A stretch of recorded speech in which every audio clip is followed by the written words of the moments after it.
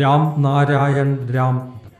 ഓരോരുത്തരും തങ്ങളുടെ വിശ്വാസത്തിനനുസരിച്ച് ഗേരുവ വസ്ത്രം, തിലക്, മാല, വസ്ത്രങ്ങൾ മുതലായവ ധരിച്ച് എപ്പോഴും ജാഗ്രതയോടെ ഇരിക്കണമെന്ന് പറയപ്പെട്ടിട്ടുണ്ട്.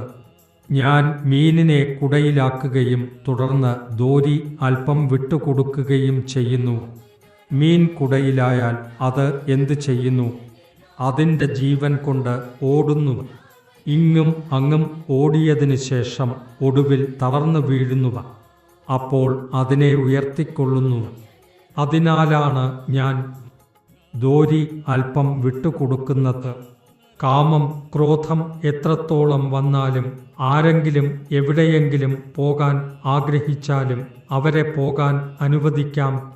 എന്നാൽ ശരിയായ സമയത്ത് അവരെ പിടിച്ചെടുക്കാം. ചഞ്ചലത, മനസ്സ് ഒട്ടിയിരിയാതിരിക്കുക, ഇവ എവിടേക്ക് പോകുമെന്നാണ് ചോദ്യം. കാലാനുസൃതമായി ശരിയായ പ്രവൃത്തികൾ ചെയ്യുന്നതാണ് നല്ലത്.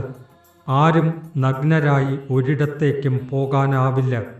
വസ്ത്രങ്ങളില്ലാതെ എവിടേക്കെങ്കിലും പോകാൻ ചിന്തിക്കാൻ പോലും സാധിക്കില്ല. പലരും നിരീക്ഷിക്കാറുണ്ട്, അവൻ മന്ത്രം എടുത്തു, എന്നാൽ എന്തു ചെയ്യുന്നു?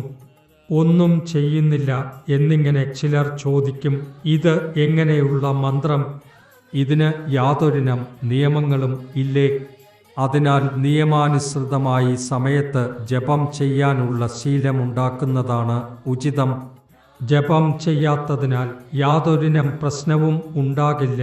കാരണം ഈ മന്ത്രം ഒരു വിത്തിനെയാണ് പോലെ. എന്ത് ചെയ്താലും ശരിയായ സമയത്ത് അത് മുളയിടും. നമ്മുടെ ചുറ്റുപാടിലുള്ളവർ സമാധാനത്തോടെ കഴിയുന്നതിനായി ചില നിയമങ്ങൾ പാലിക്കുന്നത് നല്ലതാണ്.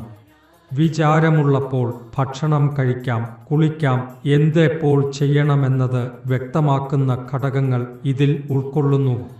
അതിനാൽ ഈ വാക്കുകൾ ശരീരത്തോട് എല്ലാം ചെയ്യിപ്പിക്കാൻ കഴിവുള്ള ഒരു ശക്തിയാകുന്നു.